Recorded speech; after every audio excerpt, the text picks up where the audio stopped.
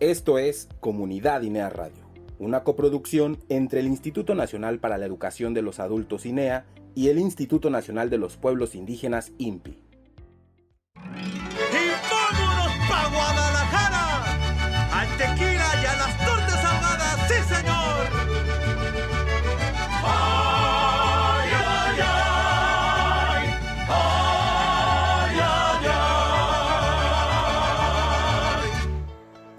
Con esta canción mexicana iniciamos Comunidad INEA Radio después de las celebraciones por el 40 aniversario del Instituto y del Día Internacional de la Alfabetización. Ahora sí, entramos de lleno al mes patrio, por lo tanto, tendremos algunas secciones dedicadas a este tema. Así que los invitamos a pensar en nuestro México y escuchar las secciones que tendremos a lo largo de este programa. Ya es septiembre y están en Comunidad INEA Radio. Comenzamos. Hoy, en Comunidad INEA Radio, hablaremos de los elementos que nos representan y dan identidad como mexicanos, los símbolos patrios. En ¿Sabías qué? Conoceremos algunos datos interesantes sobre la independencia de México. Nos trasladaremos con la imaginación hasta el estado de Veracruz para conocer la leyenda de Xanat. Agarren sus sombreros para disfrutar de la canción México lindo y querido en lengua náhuatl. Recorreremos las páginas de un libro situado en la época independentista, llamado La Corte de los Ilusos. ¿Qué comida puede ser más mexicana que los tacos? Por eso, aprenderemos a hacer unos ricos tacos al pastor. Como pudieron escuchar, este será un programa muy mexicano, que esperemos disfruten, así que iniciemos con nuestra primera sección en donde hablaremos de los símbolos patrios. ¿Los recuerdan?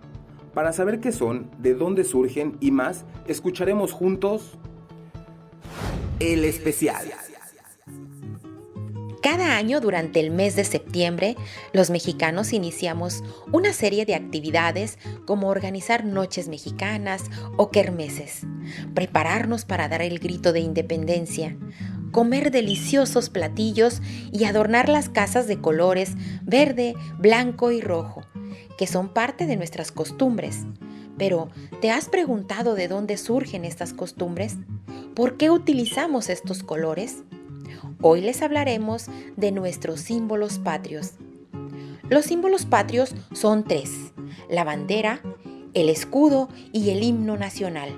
Su origen se remonta al siglo XIX, cuando, después de la independencia, el pueblo mexicano requería de algún distintivo para reconstruirse e identificarse unos con otros, como semejantes, como iguales, como mexicanos. Es por ello que surgieron y que hasta ahora han logrado que nuestro pecho se encienda al entonar el himno nacional, saludar a la bandera o ver el escudo al grito de ¡Viva México! Cada 16 de septiembre.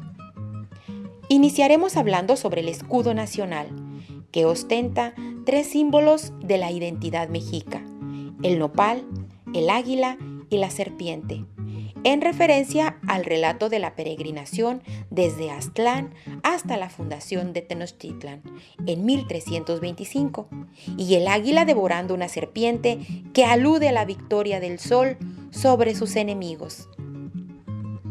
El segundo símbolo que nos da identidad es la bandera mexicana, la cual conjuga 3 culturas: la indígena, la hispánica o virreinal y la liberal, que originó un estado autónomo. Por muchos años ha sido un estandarte que enorgullece a los mexicanos. Sus colores oficiales son verde, blanco y rojo. Tiene un escudo central que representa al ejército de las 3 garantías, cuerpo militar que existió durante la independencia de México, el cual estuvo encabezado por Agustín de Iturbide. Cada color de la bandera tiene un significado importante. El verde simboliza la esperanza, blanco es la unidad y rojo representa la sangre de los héroes nacionales. Esto quedó establecido desde el 16 de septiembre de 1968 y bajo la ley en la Secretaría de Gobernación en 1984.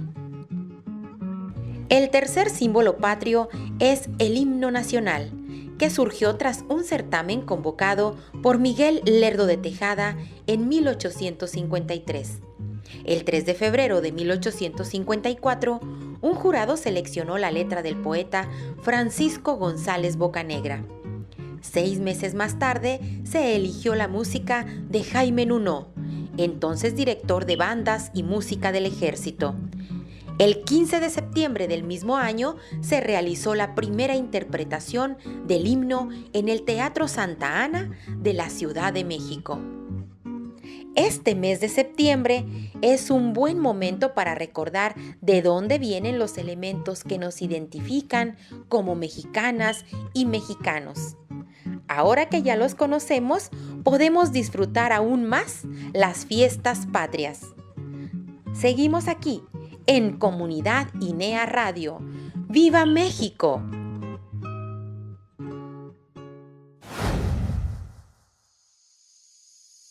Sin duda este programa nos servirá a las y los mexicanos de todas las edades para recordar una parte muy importante de la historia de nuestro país, la independencia de México.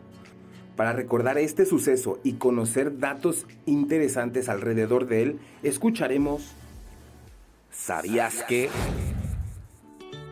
Todos hemos escuchado cómo inició la Guerra de Independencia con el Grito de Dolores el 16 de septiembre de 1810 y cómo termina con la entrada del ejército trigarante a la Ciudad de México el 27 de septiembre de 1821. Y comprendemos que todo ese tiempo de lucha, dolor y sufrimiento para el pueblo mexicano fue necesario para que, al día de hoy, seamos un país libre y soberano.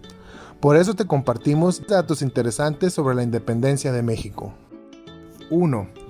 Durante los encuentros clandestinos entre criollos y los líderes de la independencia, en los que se planeaba el movimiento armado, los criollos forjaron una fuerte visión patriótica y liberal, apoyada en autores como Rousseau, quien estableció la base del concepto actual de democracia y mantenía ideas revolucionarias y de libertad para los hombres. Por otro lado, Montesquieu proponía que el poder se dividiese en el legislativo, el ejecutivo y el judicial, para evitar la opresión contra cualquier individuo, idea que influiría en el futuro liberalismo. 2. Se cree que la independencia comenzó a vislumbrarse desde la llamada Conspiración de Querétaro, implementada por Josefa Ortiz de Domínguez, Guadalupe Victoria, los militares Juan Aldama, Mariano Abasolo, Ignacio Allende y el cura Miguel Hidalgo, pero son descubiertos el 9 de septiembre de 1810, debido a un cura que escucha el plan y da aviso a las autoridades. 3. Ni Vicente Guerrero ni Agustín de Iturbide, dos de los principales responsables de la consumación de la independencia, firmaron el acta de la misma, sino que los firmantes fueron criollos cercanos a Iturbide. 4. Los restos de Iturbide no están en la columna de Independencia, se encuentran en la capilla de San Felipe de Jesús en la Catedral de la Ciudad de México, a diferencia de los demás consumadores Miguel Hidalgo, Ignacio Allende, Nicolás Bravo, Leona Vicario, Juan Aldama, Andrés Quintana Roo, Mariano Jiménez, Francisco Javier Mina, José María Morelos, Vicente Guerrero, Mariano Matamoros y Guadalupe Victoria. 5. Contrario a lo que se cree, Miguel Hidalgo no fue quien tocó la campana durante el Grito de Dolores. El responsable fue el campanero habitual de la parroquia, José Galván, mientras el cura Hidalgo llamaba a la población desde la entrada de la parroquia. 6. Después de varios años y por órdenes del presidente Porfirio Díaz, la campana original fue trasladada desde Guanajuato hasta Palacio Nacional en la Ciudad de México en 1896, solo para que la pudieran tocar durante las festividades de aquel año. 7. Durante la Guerra de Independencia hubo un conflicto entre vírgenes. Por un lado, el cura Hidalgo esbozó la imagen de la Virgen de Guadalupe, y por el otro, el virrey Venegas contrapuso a la Virgen de los Remedios, quien además la nombró generala de sus tropas. 8. Pese a los hechos, España reconoce la independencia de nuestro país después de 15 años en 1836 y después de un inútil intento español por recuperar el territorio. La reina María Cristina renuncia a sus bienes debido a este intento fallido. Estos son algunos hechos que a lo largo de 11 años culminaron en nuestra libertad e identidad como nación independiente, como República Mexicana. Gracias a estos héroes y heroínas, a su valor y visión, Hoy por hoy formamos parte de los Estados Unidos mexicanos. Quédate con nosotros, estás en Comunidad INEA Radio.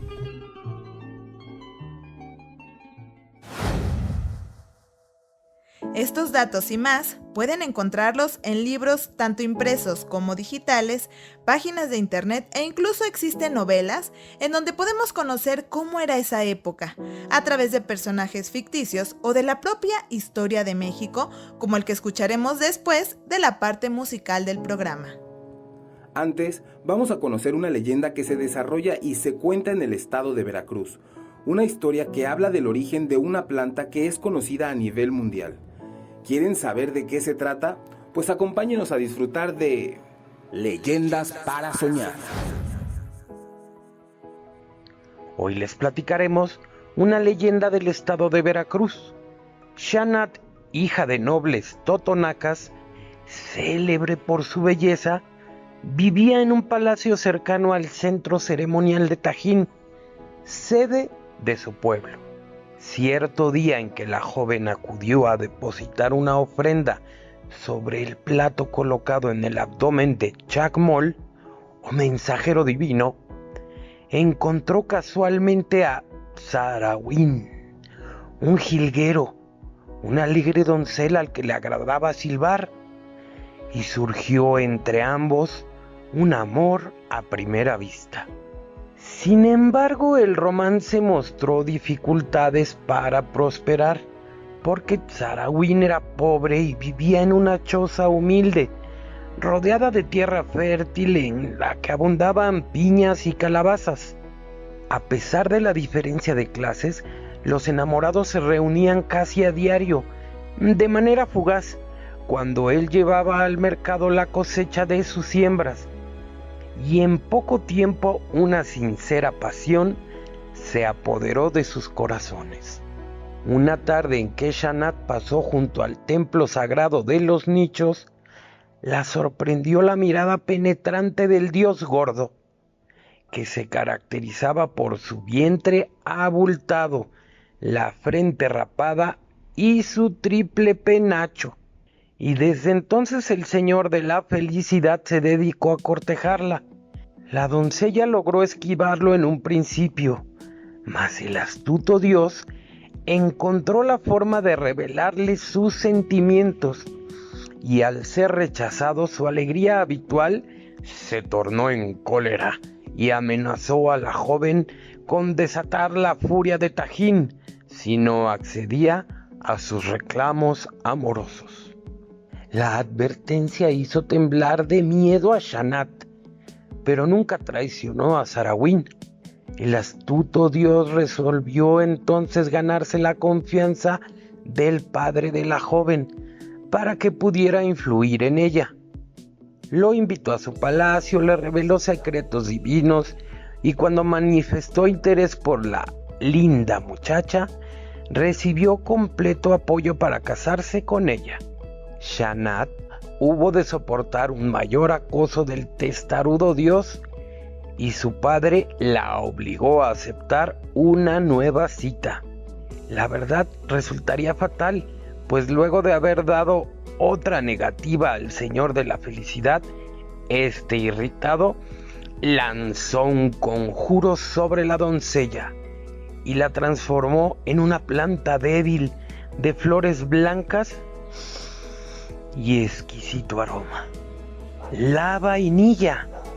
Y si bien el dios creyó vengarse, lo cierto es que mientras de él existen solo vagos recuerdos, en cambio tenemos muy presente en nuestros días a la planta orquidácea, cuya esencia es muy apreciada en la cocina y en la pastelería de muchas partes del mundo. Podríamos creer que este fue un final triste, pero no es así, pues a veces de las tragedias pueden florecer cosas buenas, siempre que uno se aferre a sus principios. Esperamos que hayan disfrutado de esta leyenda veracruzana. Volvamos a cabina de Comunidad INEA Radio, no le cambien.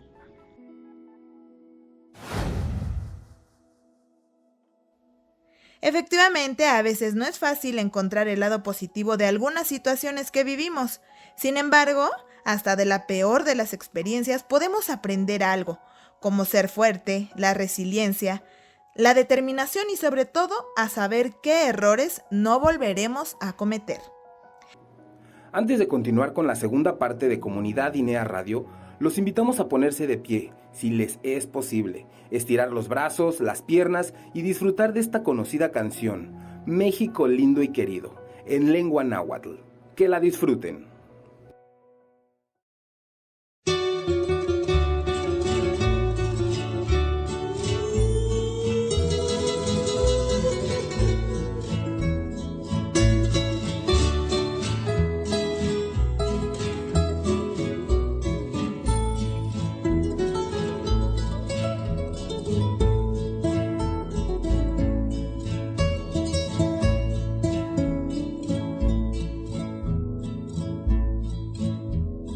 Toshki teteshpan no wasti Isanilistli tlanesi Nekneki kuika pakpaki Yashkano tlali Mexica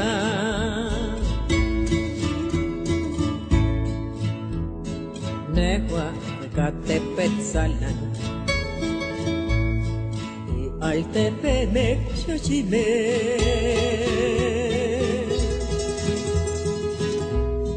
Nelistlican Inchalchihui Yaxcatlazo y Tlazoti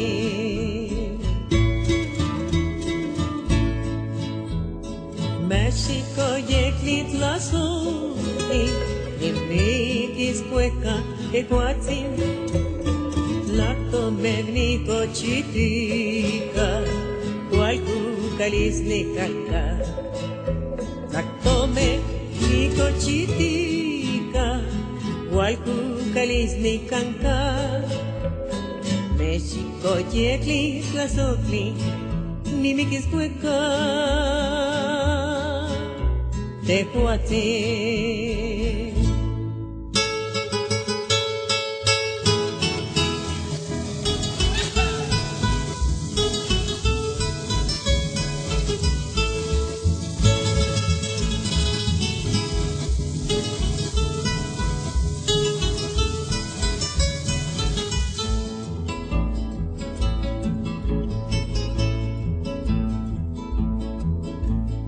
Itlali, motlali, itlahinis la huacaltin, shimot la pacho motlali, lalnan me la huat la camin, tushki etespan no guasti, isahilistli tlanesi, nigneki huika pakpaki, yashkanot Mexica, México yekli la sufli.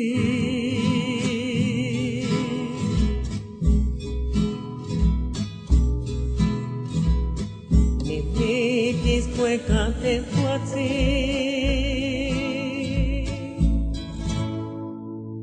la tomekni.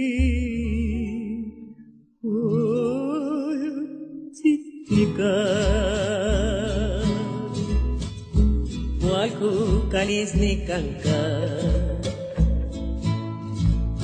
Tlaktome ni kochitika Walku kalis ni kanka México yekli tlazokli Nimikis cueca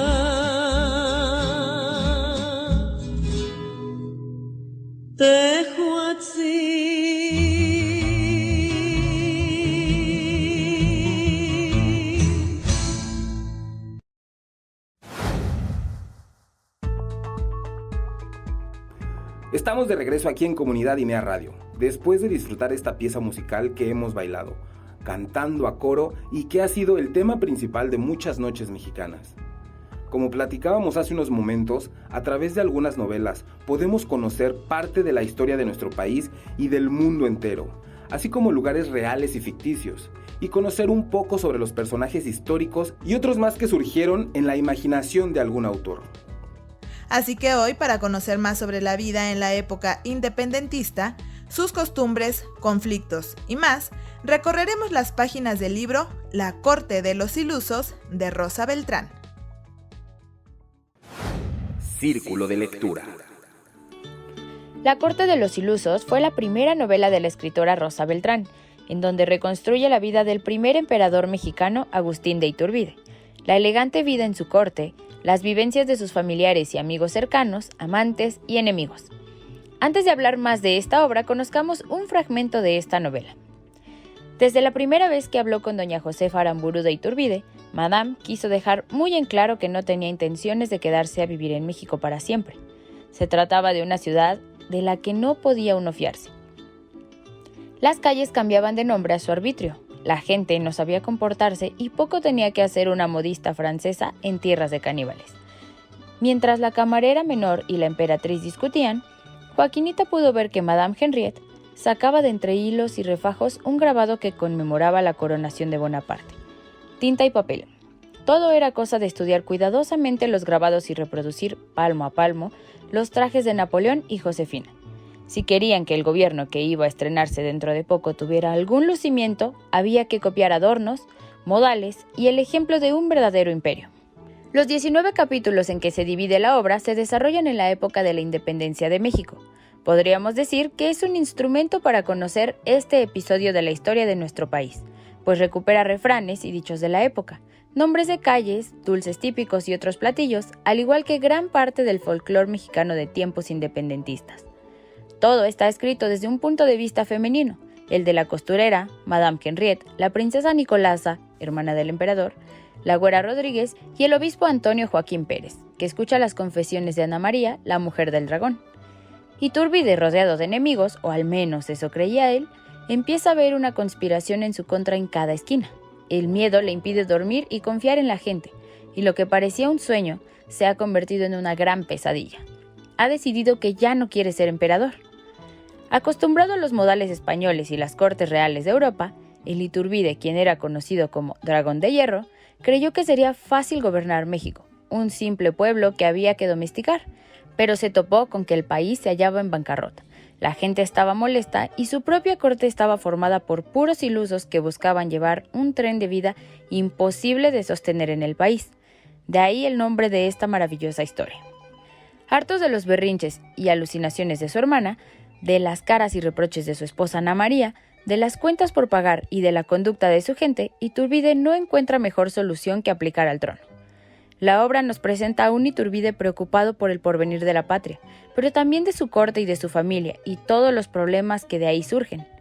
Esta gran novela ganó el Premio Planeta, uno de los galardones literarios que entregan una mayor suma económica del mundo, solo superado por el Premio Nobel de Literatura. La Corte de los Ilusos ha sido traducido al francés, italiano, inglés y esloveno, y continúa deleitando a nacionales y extranjeros, quienes pueden experimentar en sus páginas puentes entre nuestra realidad actual y el México de la independencia.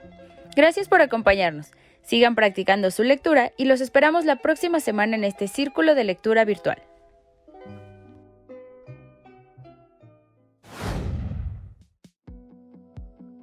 Una lectura para conocer a la sociedad de aquellos tiempos.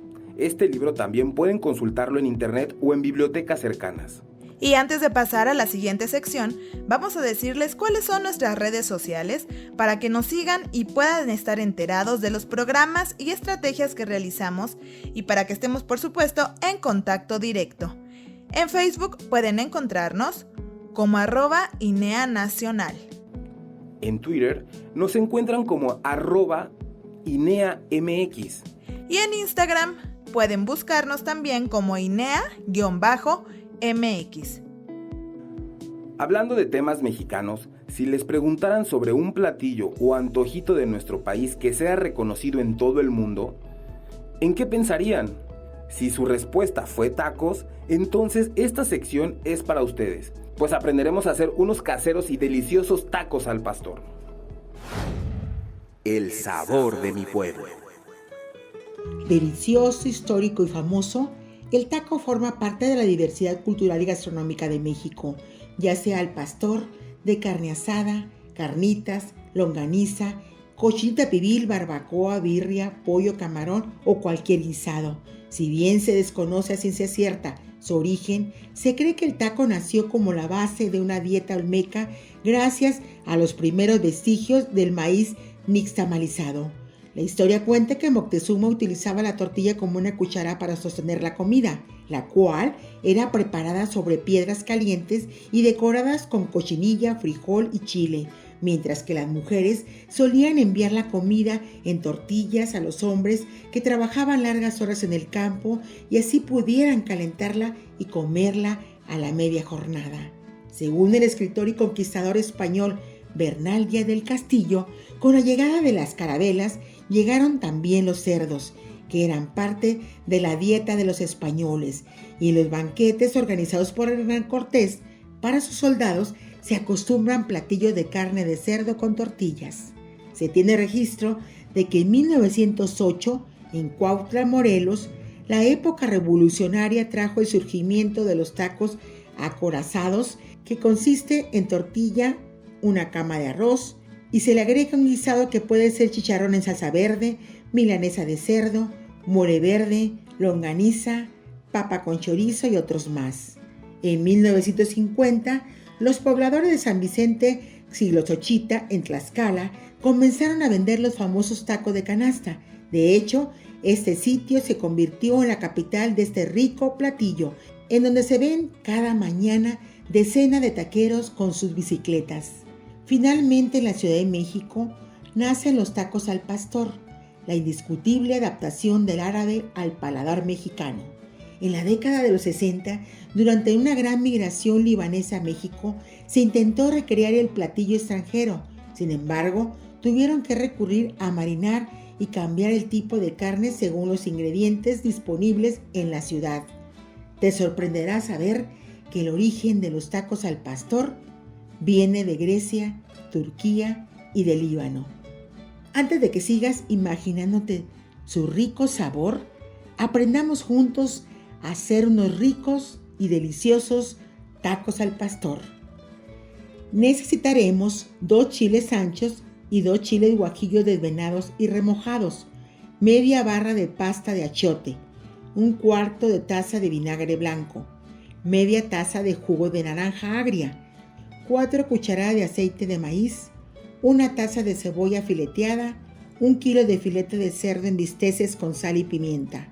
Para prepararlos, licúa los chiles, el achiote, el vinagre, el jugo de naranja y reserva. Luego, unta esta mezcla de achiote a la carne y cubre con el resto de la mezcla. Deja marinar por 2 horas. Una vez que pase este tiempo, en un sartén bien caliente, saltea con un poco de aceite la cebolla fileteada. Agrega la carne marinada hasta que esté bien doradita. Pícala para formar los tacos. Acompáñalos con cebolla, cilantro, limón, piña asada y no puede faltar una rica salsita. Ahora sí, a disfrutar de unos ricos tacos al pastor caseros. Les esperamos muy pronto con más recetas de nuestro México. Hasta la próxima.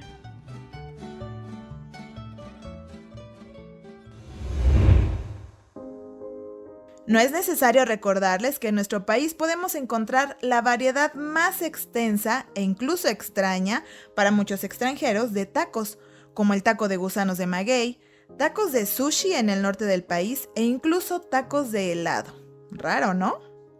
Llegó el momento de despedirnos. Les agradecemos habernos acompañado en esta segunda emisión de septiembre. Esperemos que hayan disfrutado de estas secciones y los invitamos a que estén con nosotros la próxima semana en esta misma estación. Por lo pronto les dejamos un gran abrazo y nos escuchamos la próxima semana. Hasta entonces. Instituto Nacional para la Educación de los Adultos. Instituto Nacional de los Pueblos Indígenas.